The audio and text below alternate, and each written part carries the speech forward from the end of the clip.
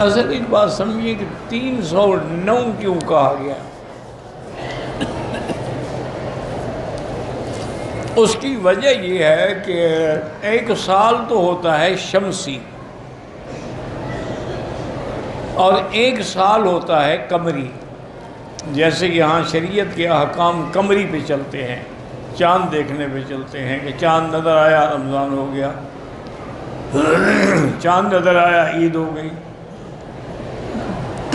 ابھی چاند نظر آئے گا انشاءاللہ تو پھر ذی الحجہ شروع ہوگا. تو یہ سارا نظام قمری ہے. اور ایک نظام ہوتا ہے شمسی، جیسے آج کل آپ کہتے ہیں بھی 2019. یہ شمسی جو ہے یہ میلادی بھی کہلاتا ہے، کیونکہ اس کی بنیاد جو ہے وہ حضرت عیسیٰ علیہ السلام کے میلاد سے ہے. اسی لیے اس کو سنہ میلادی کہا جاتا ہے.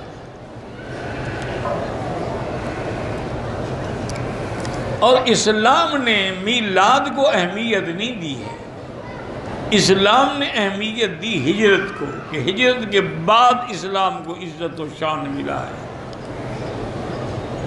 تو اسلامی کیلنڈر جو ہے وہ ہجری کہلائے گا. تو ان کے درمیان فرق جو ہے نا، ہر 100 سال کے بعد 3 دن کہا جاتا ہے.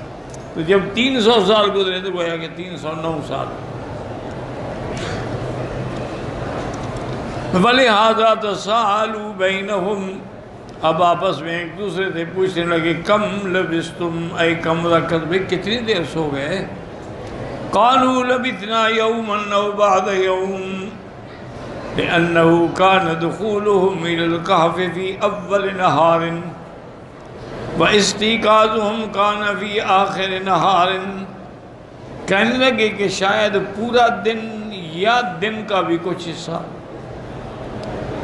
کیونکہ جب وہ غار میں داخل ہوئے تھے تو وہ ابتدا تھا، دن کرنے ہیں، صبح کا وقت تھا، اور جب جاگے تو شام کا وقت تھا. اسی سے انہوں نے اندازہ لگایا کہ بھی یا تو ہم پورا دن سو گئے ہیں یا پھر آدھا دن سو گئے ہیں.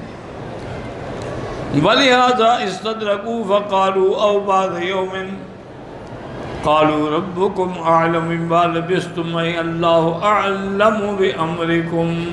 انہوں نے کہا رب جانتے ہیں کہ کتنی مدت تم سوئے ہو، تمہارے امور کے جاننے والی جو ہے اللہ کی ذات.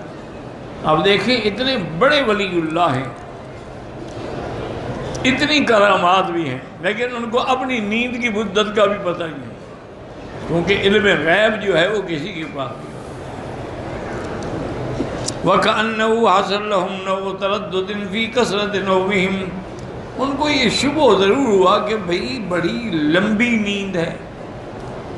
ثُمَّ عَدَلُوا إِلَى الْأَهَمِّ فِي أَمْرِهِمْ مِزَّاقًا وَهُوَ احتیاجُهُمْ إِلَى الطَّعَامِ وَالشَّرَابِ. اب بیدار ہونے کے بعد پھر ان کو جو سب سے اہم بات تھی کھانا پینا، بھوک. انسان جب جاگا تو اب تو جناب سب کچھ جاگ پڑا تھا. جب تک اللہ نے سلائے رکھا نہ پیاس لگی، نہ کھانا ہوا، نہ بھوک لگی. یاد رکھیں کہ یہ کرامت ہے، لیکن ان سب سے بڑا جو ہے وہ معجزہ ہے میرے مدنی محمد مصطفیٰ. یاد رکھیں یہ تو سو گئے نا، اللہ نے سلا دیا. حضور تو سوتے نہیں، آپ جاگتے تھے، لیکن یتواصل فی الصوم میں آپ متواتر روزہ رکھتے، دن کو بھی روزہ، رات کو بھی روزہ، پھر دن کو بھی روزہ، پھر رات کو، کئی دن متواصل. تو یہ اس سے بڑا معجزہ ہے کہ آدمی جاگ بھی رہا ہے اور روزہ بھی. تو صحابہ کو بھی خیال آ گیا کہ بھئی اتنی شان کے بعد، اتنی عظمت کے بعد اللہ کے نبی اتنی محنت فرماتے ہیں تو ہم بھی کیوں نہ روزے رکھیں.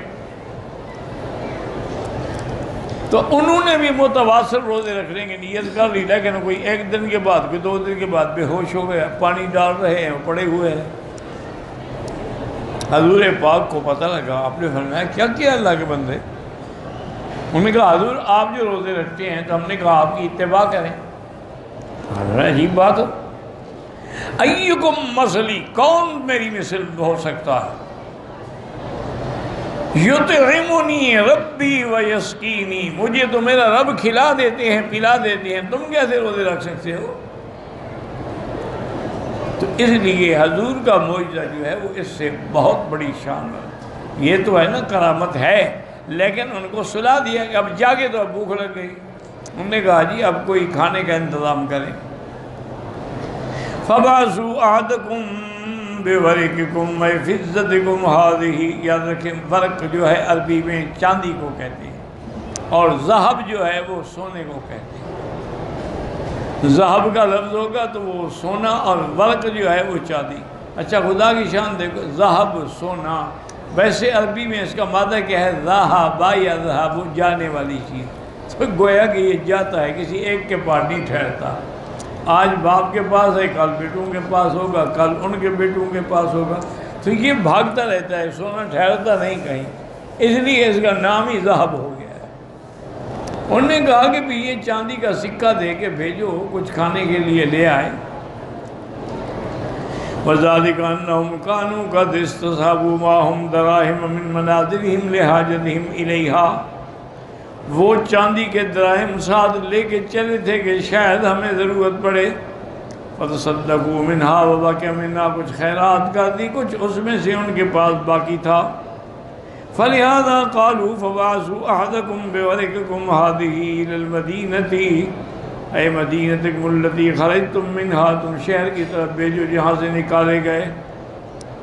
الی المدینۃ، الف لام جو ہے عہد یعنی وہ شہر. فلینظر ایھا ازکا طعاما، یہ جا کے تحقیق کریں، دیکھیں کہ اطیب طعاما، کون سا طعام جو ہے وہ پاکیزہ بھی ہے، حلال بھی ہے. وَكَقَوْلِهِ وَلَوْلَا فَضْلُ اللَّهِ عَلَيْكُمْ وَرَحْمَتُهُ مَا زَكَىٰ مِنْكُمْ مِنْ أَحَدٍ أَبَدًا. اللہ کی رحمت نہ ہو تو کون کسی اپنے آپ کو پاک کر سکتا ہے.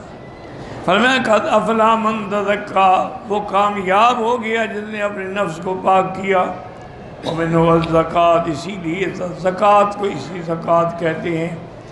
الَّتِي تَطِيبُ الْمَالَ وَتُطَهِّرُهُ، وہ بھی مال کو پاک کر دیتی ہے. وکیلا اکثر طعاماً، انہوں نے کہا ازکا کا معنی اطیب، یہ معنی ہے کہ اکثر یعنی اچھا، یہ زیادہ کھانا لے کے آؤ. وَمِنْ ذَكَ الزَّرْعَ إِذَا كَثُرَ، کہتے ہیں کہ کھیتی جو ہے بڑی جب زیادہ ہو جائے. قبائلنا سبع وأنتم ثلاثة والسبع أزكى من ثلاث وأطيب. کہتے ہیں کہ ہمارے قبیلے جو ہیں وہ 7 ہیں اور تم جو وہ 3 ہو، تو 7 جو ہیں وہ زیادہ بہتر ہوتے ہیں. والصحیح والأول لأن مقصودهم إنما هو الطيب الحلال سواء كان كثيرا أو قليلا. لیکن وہ پہلا جو قول ہے نا وہی بہتر ہے کہ ان کا مقصد یہ تھا کہ بھی حلال کھانا ہو، اچھا ہو، پاکیزہ ہو، تھوڑا ہو زیادہ ہو. وَقَوْلُهُ وَلْيَتَلَطَّفْ فِي خُرُوجِهِ وَذِيَابِهِ وَشِرَائِهِ وَإِيَابِهِ، یعنی اپنے آپ کو خفیہ طریقے سے لے جاؤ، زیادہ ظاہر نہ کرو اپنے جانے میں، خریدنے میں، چونکہ اگر پتہ لگ گیا تو ہمیں پکڑ لیں گے. وَلَا يَشْعُرُونَ وَلَا يَعْلَمْنَ بِكُمْ أَحَدٌ إِنَّهُمْ إِنْ يَظْهَرُوا عَلَيْكُمْ يَرْجُمُوكُمْ أَيْ إِنْ عَلِمُوا بِمَكَانِكُمْ يَرْجُمُوكُمْ أَوْ يُعِيدُوكُمْ فِي مِلَّتِهِمْ، کہ اگر ان کو پتہ چل گیا، انہوں نے ہمیں پکڑ لیا تو نعوذ باللہ یا تو ہمیں مار دیں گے یا پھر ہمیں مجبور کریں گے کہ ہم ان کے دین پہ آ جائیں. یعنون اصحاب دقیانوس، دقیانوس بادشاہ کا نام تھا. یخافون منہم ان یطلعوا علی مکانکم فلا یزالون یعذبونہم بانواع العذاب الی ان یعبدوہم فی ملتہم التی ہم علیہا او یموتوا. وَإِنْ وَافَقْتُمُوهُمْ عَلَى الْأَوْدِ فِي الدِّينِ فَلَا فَلَاحَ لَكُمْ فِي الدُّنْيَا وَلَا فِي الْآخِرَةِ. اگر دقیانوس بادشاہ کو پتہ چل گیا نا ہمارے ٹھکانے کا تو ہمیں پکڑ لیں گے، پھر ہمیں عذاب دیں گے، یا تو ہم مر جائیں یا پھر ان کا دین قبول کریں. اور اگر خدا نہ کرے کوئی آدمی دین حق کو چھوڑ کے بادشاہ کے دین کو قبول کرے، پھر اس کے لیے تو کوئی بھلائی نہیں ہے. وَلَن تُفْلِحُوا إِذًا أَبَدًا، پھر تم ہرگز فلاح نہیں پا سکو گے. تو بہرحال اب اللہ کا نظام ہے کہ اللہ تبارک و تعالی نے اتنے عرصے ان کو سلا دیا اور کسی چیز میں کوئی تبدل تغیر بھی نہیں آیا. دیکھو نا، آدمی اگر 2 مہینے حجامت نہ کرائے تو بال کہاں بڑھ جائیں گے، ناخن کتنے بڑھ جائیں گے، لیکن یہ تو 309 سال گزر گئے۔ معنی یہ ہے کہ اللہ نے اپنی قدرت سے ہر چیز کو اسی حالت پہ روک دیا جس حالت پہ وہ تھی۔ واللہ اعلم۔